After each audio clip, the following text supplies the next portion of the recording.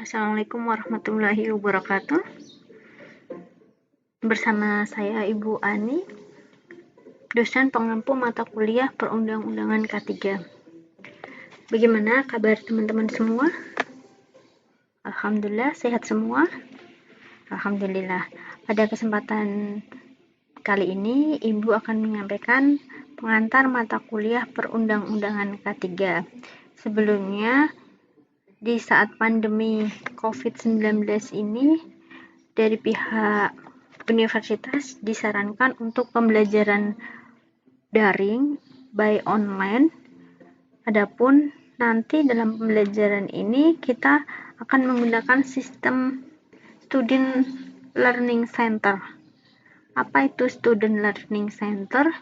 Yaitu pembelajaran di mana mahasiswa selaku pusat pembelajaran, artinya mahasiswa belajar mandiri dengan arahan pembimbing dari dosen mata kuliah.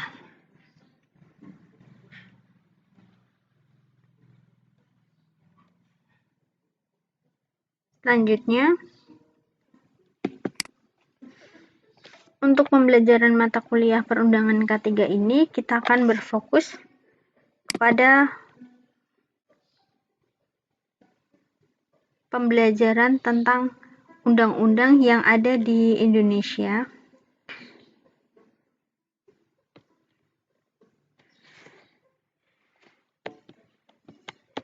di mana dalam perundangan K3 itu kita nanti akan banyak sekali belajar tentang undang-undang, kemudian peraturan pemerintah, peraturan presiden, keputusan menteri, bahkan sampai ke peraturan khusus lainnya yang berkaitan dengan K3. Nah, mata kuliah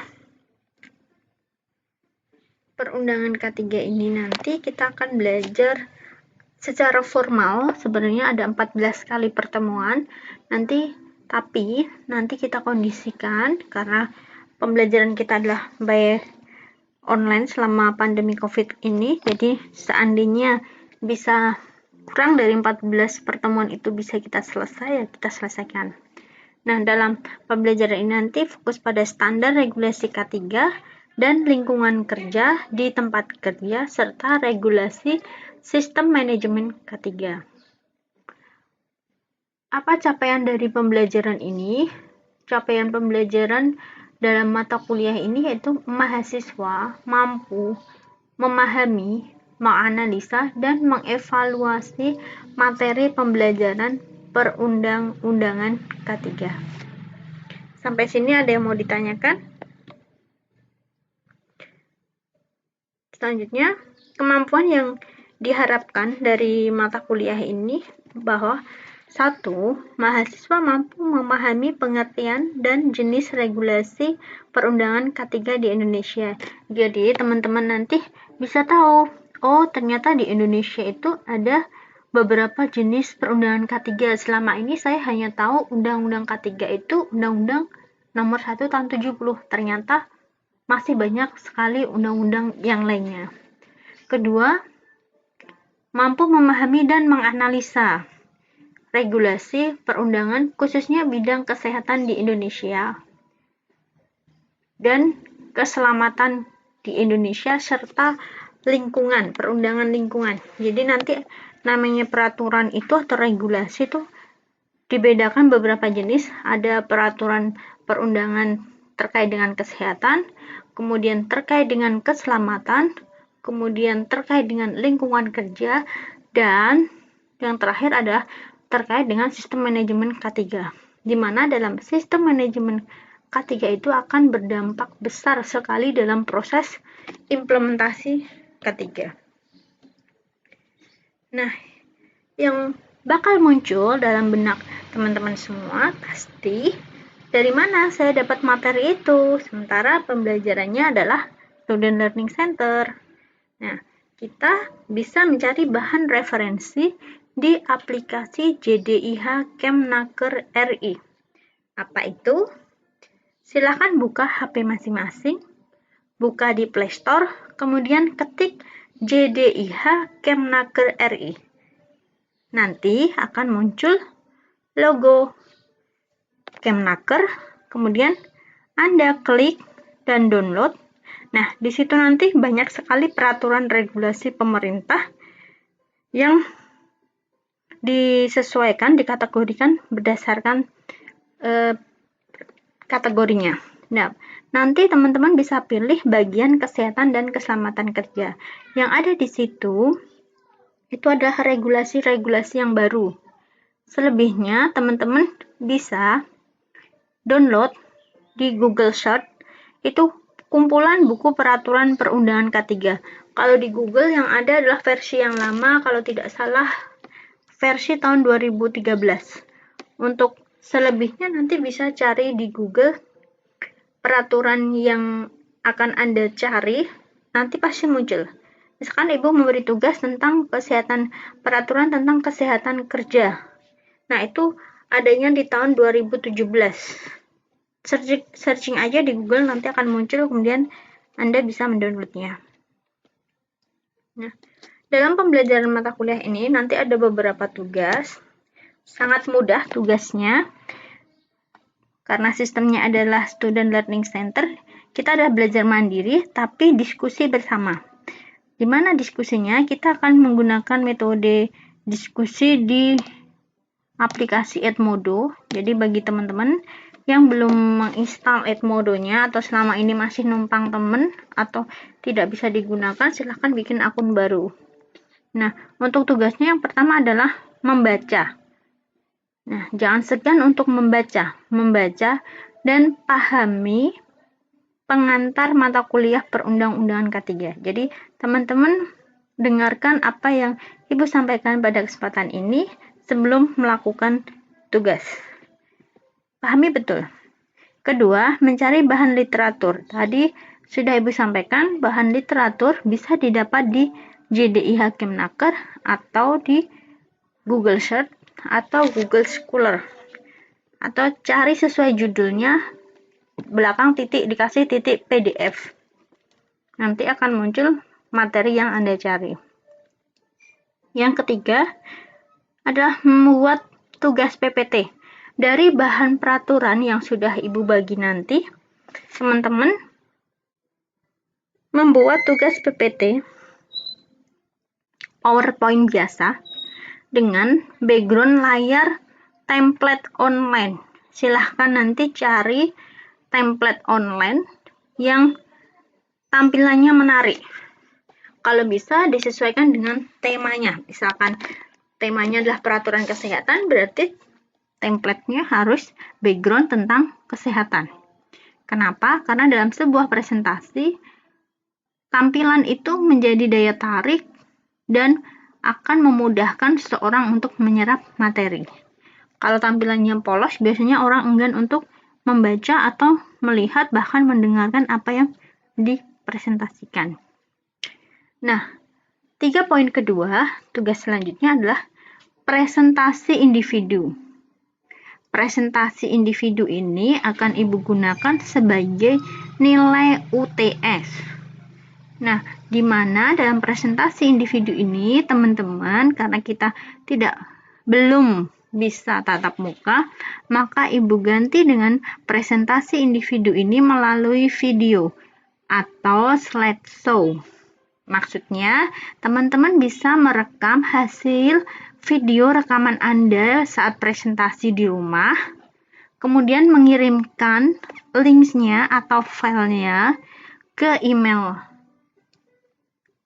Ibu, nanti akan Ibu upload di YouTube dan linknya akan Ibu share ke teman-teman di aplikasi Edmodo.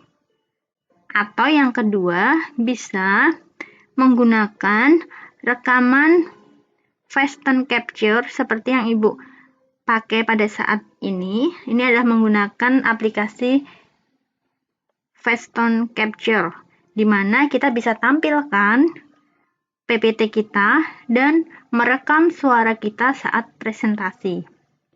Ketiga, kita juga bisa menggunakan Filmora. Kalau Filmora itu suara harus di-insert. Tapi kalau voice and capture itu kita bisa merekam langsung pada saat presentasi plus sekaligus kita merekam suara kita. Tugas keempat yaitu mengikuti kuis. Kuis akan Ibu lakukan minimal 2 kali. Minimal 2 kali, mungkin bisa 3 kali. Dan terakhir adalah UAS. Untuk UAS itu ada ujian pilihan ganda dan IC. Jika memungkinkan nanti pandemi COVID-nya sudah berlalu, kita UAS-nya adalah tatap muka di kelas atau tulis. Tetapi jika masa pandemi masih diperpanjang, maka kita lakukan by online dengan Edmodo. Ada pilihan ganda dan IC. Nah, sebelum UAS, nanti akan Ibu berikan latihan soal, di mana latihan soal ini nanti tidak akan Ibu nilai, tetapi sengaja untuk mengetahui seberapa teman-teman yang sudah dipelajari.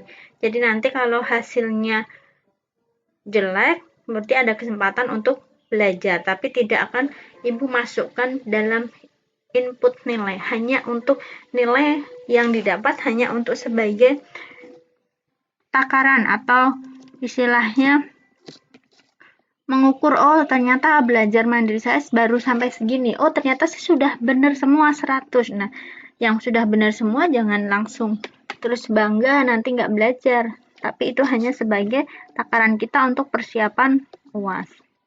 Dari sini ada yang mau ditanyakan?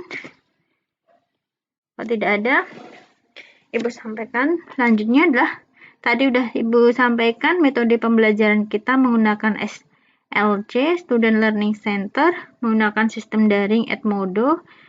Medianya adalah PowerPoint, video, atau film. Film udah pernah Ibu berikan di awal pada saat pretest, memberi komentar terkait dengan film yang ada dan berhubungan dengan peraturan perundangan apa saja. Nah, terakhir untuk penilaian. Untuk penilaian ini ada rentang nilai yang akan Ibu berikan sesuai dengan standar di universitas. Nilai E itu jika nilai hasil rata-rata kumulatif 0 sampai 34. Nilai D 35 sampai 49, nilai C 50 sampai 69, nilai B 70 sampai 76 dan nilai A 77 sampai 100.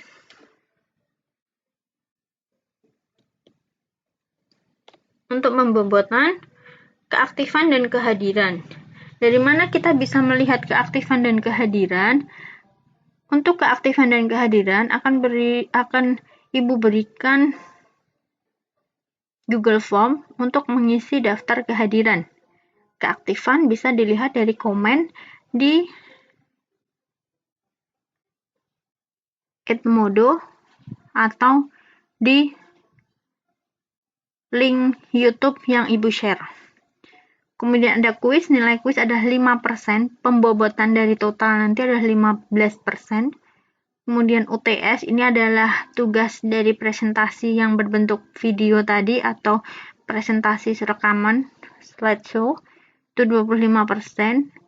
Kemudian untuk tugas kelompok atau individu, tugas individunya adalah membuat PPT sendiri, PPT asli yang sebelum dipresentasikan, dan UAS atau ujian akhir 30%.